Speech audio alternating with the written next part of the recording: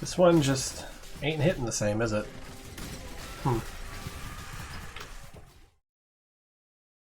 Professional miserable person Winkers here.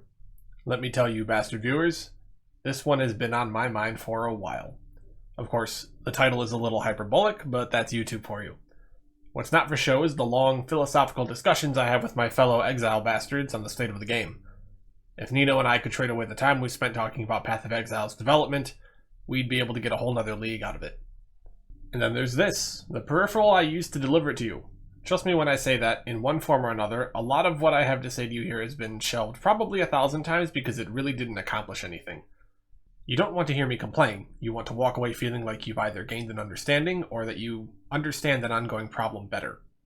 As much as I'd love to scream for 2 hours about how Hydrosphere's changes were the laziest fuck you in the history of Path of Exile, I won't.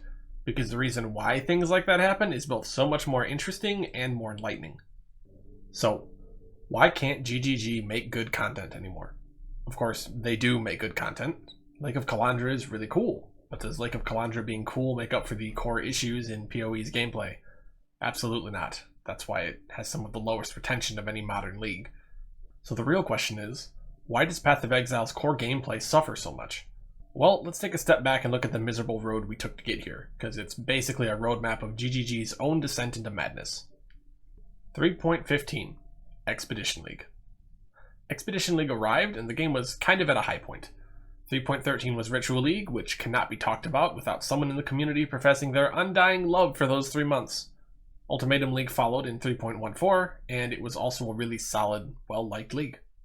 Expedition League came as a punch to the gut, one that involved extreme hikes in mana cost, additional difficulty to mana fixing, and a severe drop in damage for players across the board. What's more, they neutered the way flasks worked, and left players scrambling to fix ailment issues.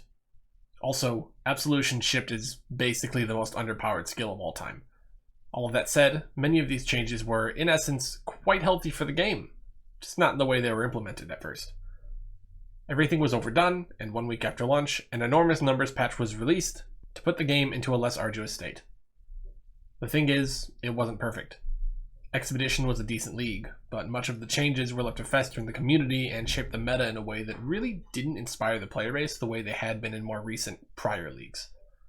As an aside, I feel context requires we talk about an interesting quirk of Path of Exile quickly. You see, Path of Exile is a big game. So big that it's basically impossible to balance. Some people would see this as a negative, but it's actually a shield of sorts. When something in the game isn't in a great spot, there's always another build you can use or a type of content you can do in its place. In fact, when Path of Exile is healthy, there's many options in this way. This is why, in Expedition League, Path of Exile was still a great and enjoyable game. There were problems, but there was room to go elsewhere, which gives the company time to work on other things. 3.16. Scourge League. A lot of problems introduced in Expedition got more comprehensive fixes in Scourge League, which was good, because Scourge was a tough bastard of a league.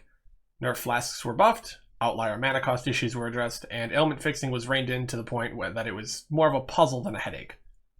Scourge was tough though, and had a delirium-esque risk versus reward system that let players push their builds to the limit. Scourge League also came with both the mana reservation and defenses reworks, which saw a big jump in player power on the defensive side, but only if you were willing to invest, which cost you some more damage. With the prior changes to Expedition still lingering, the whole thing was honestly pretty great. The game had transitioned from a 3.13 ritual era of balls-to-the-wall insane damage into an era of more nuanced character construction, one where player defenses were significantly more interesting and necessary. That, more than anything, is a great example of how good GGG can be at balancing their own game. But it's not all good. Scourge League also saw changes to elemental damage over time skills. You know, skills that chilled or burned people to death. Skills without a hit component could no longer make use of elemental overload, which was a 40% more damage multiplier in many situations. Remarkably, this wasn't even the most severe nerf. All of these skills relied on an interaction with the elemental equilibrium keystone, which when utilized correctly basically removed 50% of an enemy's resistance to the element they wanted. GGG wisely buffed the skills, while altering elemental equilibrium to do something else entirely, but they didn't buff them enough. In the aftermath, many skills were no longer strong enough to be competitive with Ignite, Burning, or Cold damage over time, but GGG seemed convinced otherwise. What followed was a disconcerting period of mistrust, one in which players would reflect on GGG's repeated claims that skills were actually stronger than before, even as the bulk of Ignite and Cold Dot builds disappeared. This would not be the last time such a disconnect occurs. 3.17 Arch Nemesis League.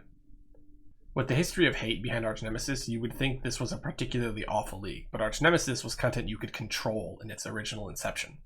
People were quite okay with this Metamorph-esque league during its time, but some things were disconcerting right from the onset.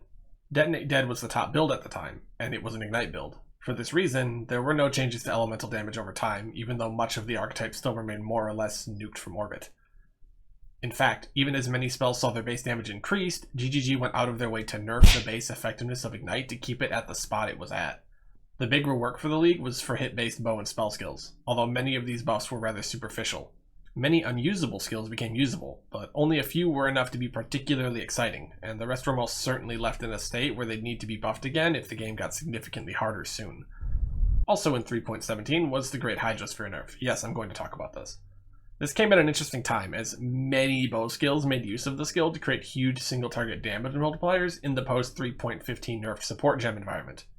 Hit-based bow skills were buffed, but not enough to really make up for the loss of Hydrosphere, which really only served as a lackluster break-even, if one could even call it that. More than that though, strike-based melee skills, which were, and are, in general hugely unpopular, used Hydrosphere to give them an edge of usability. Believe it or not, Glacial Hammer was a viable skill in 3.15 and 3.16, thanks to its melee splash threshold jewel, which was also removed in 3.17. Yeah, they nerfed Glacial Hammer by removing Hydrosphere, and then nerfed it again in the same patch by removing its melee splash threshold jewel. That jewel was the skill's identity, and I don't just talk about this a lot for no reason. There's misunderstanding here, there's ignoring the community here, but the topic of the video is here more than anything. Changes of this magnitude only happen on League releases. More on that as we conclude our history lesson.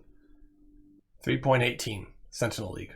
Here it is. Sentinel League is actually pretty well remembered, because the Sentinel League mechanic was extremely fresh and also just felt fantastic to play with. Sentinel League didn't start good though, because this was the first attempt at Arch Nemesis integration. In 3.17, you built the monster you fought. In 3.18, every monster had Arch Nemesis mods at random. Fuck you. Signed, Chris Wilson. I'm kidding, of course. Anyone who looked at what the various Arch Nemesis modifiers did immediately saw the issue with this. You now had to be overcapped on all of your elemental resistances by a larger amount. Various mods could completely negate the potency of your build. Incoming damage was now perilously high, and more or less took a lot of the player power gained from Scourge for defenses and wiped them away. Steel Infused, when it was first released, more or less removed your armor from doing anything. It was bad. It took 9 days for GGG to tone down the newly buffed magic and rare monsters. Later that same day, they reduced the number of mods Arch Nemesis mobs could spawn with. In the next week, Arch Nemesis mobs were nerfed a further 3 times. But the game became fun again. The good parts of the league started to shine through, and because there were no major balance changes, players were comfortable to explore the new environment at last. Sentinel would largely go down as a great league, and with further promises to work on Arch Nemesis in GGG's future. Little did the player base know, Arch Nemesis wouldn't be changed for the better when 3.19 came around. Huge swaths of changes made to make Arch Nemesis a tolerable core mechanic were undone on the back of a promise that loot would be better. Loot wasn't better. Many of the reverted nerfs were reverted back once more, leading to community confusion as to how they could end up being reverted in the first place. I could go on, but there's too much to talk about. Many skills that were struggling didn't receive buffs, and minions were gutted in such a way that they were now many times harder to gear, and typically for less throughput.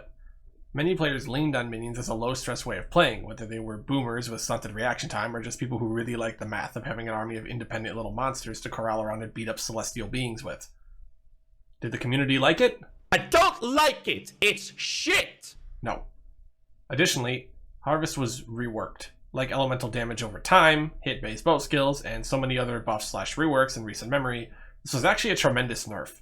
In fact, an entire craft pivotal to the finishing of items in the crafting community was removed and left with no replacement. I want to shut up about this now, but unfortunately, we're not done. Huge changes were made to the overall loot availability in the game, primarily through a change in systems that had been in the game since forever. The replacement was not well liked by the community, and again, many people were confused. Why hadn't GGG asked the community about such a massive change? Better yet, why wasn't this change at all documented in the patch notes? Most importantly, it's another thing that has to be fixed. The point. This brings us to the answer. Why can't GGG make good content anymore? Well, they don't really have room for it, do they? Path of Exile is a miracle, but it's a miracle like childbirth, messy, and honestly being there right when it comes out tends to not be the most fun. We get 3 or 4 leagues a year though, and each one comes with a new challenge league of content, as well as a swath of transformative balance changes. Chris Wilson and his team are amazing, but they're flawed as well, and it's becoming increasingly obvious why.